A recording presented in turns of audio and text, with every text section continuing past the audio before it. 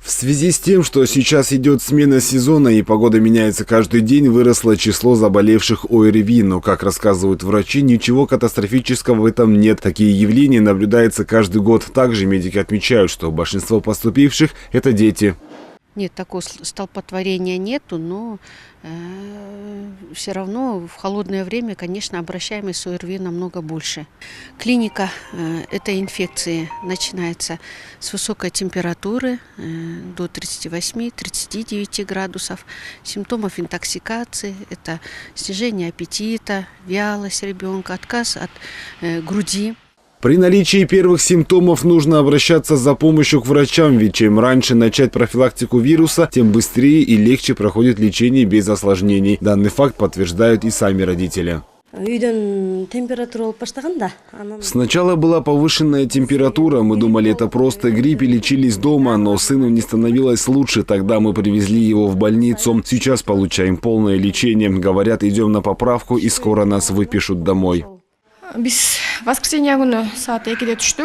В воскресенье вечером мы поехали в 3-ю детскую больницу. Оттуда нас направили сюда, сказали, что у сына ангина. В тот день у него температура поднялась до 40 градусов. Врачи хорошо смотрят за детьми. Нам прописали капельницы, после которых сразу прошла температура.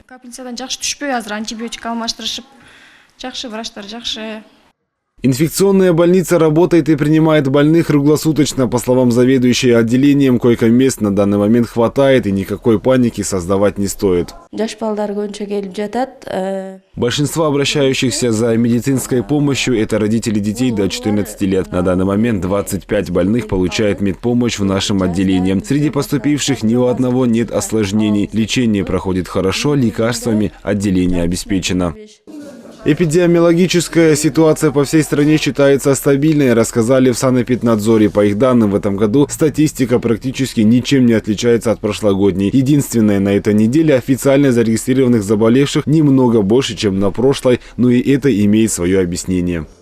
Ну, это по сравнению с предыдущей неделей на 15% больше, потому что мы наблюдаем сезонный рост заболеваемости. Сезонный рост наблюдается у нас всегда.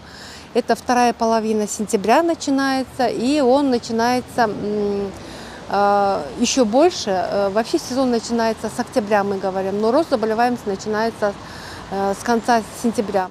Несмотря на то, что количество заболеваемости стоит на том же уровне, Министерство здравоохранения ведет активную работу по вакцинации населения от острых респираторных заболеваний. К примеру, буквально на днях в Кыргызстан поступит партия вакцин от ОРВИ. Прививать будут сначала уязвимые слои населения со слабым иммунитетом и детей, которые тяжело переносят инфекционные заболевания, также медперсонал.